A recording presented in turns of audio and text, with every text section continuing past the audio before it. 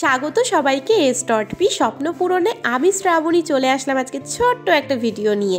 তো আজকে আমি তোমাদের সাথে পরিচয় করাবো আমাদের খুব প্রিয় একটি পাখি, যার নাম মিঠু।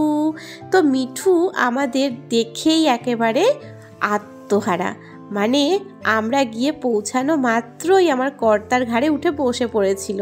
আর তারপর দেখো ওরা ক্যারাম খেলছিল, আর ও কীভাবে এদিক আর ওদিক, মানে একবার এর দিকে একবার ওর দিকে তাকাচ্ছে আর বলছে আমি এখান থেকে একটা গুটি নেব নেব। আর খুব খেপেছিল কিন্তু, জানো তো। কিন্তু ও তো ঘাড়ের ওপর বসে আছে, খুব ভালো কথা, খুব মিষ্টি মেয়ের মতো বসে আছে। কিন্তু আমার কর্তা তো ভয়ে একেবারে জড়ো সড়ো, বাপরে। ও মাঝে মাঝে যেভাবে হাঁ করছে না, আর যেভাবে ঠুকরাতে আসছে না, যে কেউ ভয় পাবে। তো আমি ক্যামেরাটা ধরে ওকে বলছিলাম, তুমি কি ভয় পাচ্ছ? বলছো তুমি সরাও ক্যামেরা। তো যাই হোক, তারপরে নিয়ে নিলাম আমি। কিন্তু আমিও দেখতে পাচ্ছ কোনো রিস্ক নিইনি, একেবারে মাথার ওপর হেলমেট পরে তবেই কিন্তু ওকে নিয়েছি। বাবা যত ঠোকরানো ঠোকরা, এবার কোনো সমস্যা নেই। আর দেখো ওকে একটা সুতো দিয়ে কিন্তু ওর পাটা বেঁধে দিয়েছে, কারণ ও বেয়াদবি করবে। যেহেতু আমরা একদমই নতুন ওর কাছে, বলা যায় না খেপে খুপে কখন যায়, তো সেই কারণে। কিন্তু যখন আমার বোন একা থাকে বা বোনের মেয়ে একা থাকে, তখন কিন্তু এই বাঁধনটা ওর থাকে না।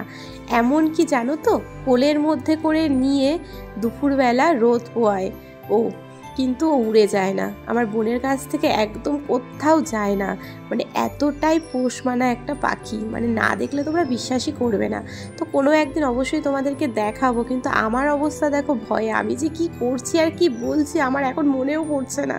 মানে আমি প্রচণ্ড প্রচণ্ড ভয় পাচ্ছিলাম, বাপরে বাবা। আমি বলছি তুই নামা নামা নামা, আমার ঘাট থেকে নামা, আমার ঘাড়ে যদি কানের ওপর যদি এখনই একটা বসিয়ে দেয় দাঁত, আমি তো শেষ।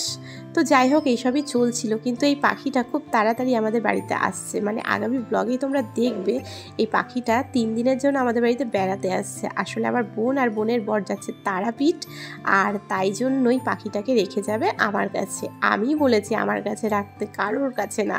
তো আমি এই কদিন ধরে ওকে রাখবো আর তোমাদের ব্লগ শেয়ার করবো। চলো টাটা।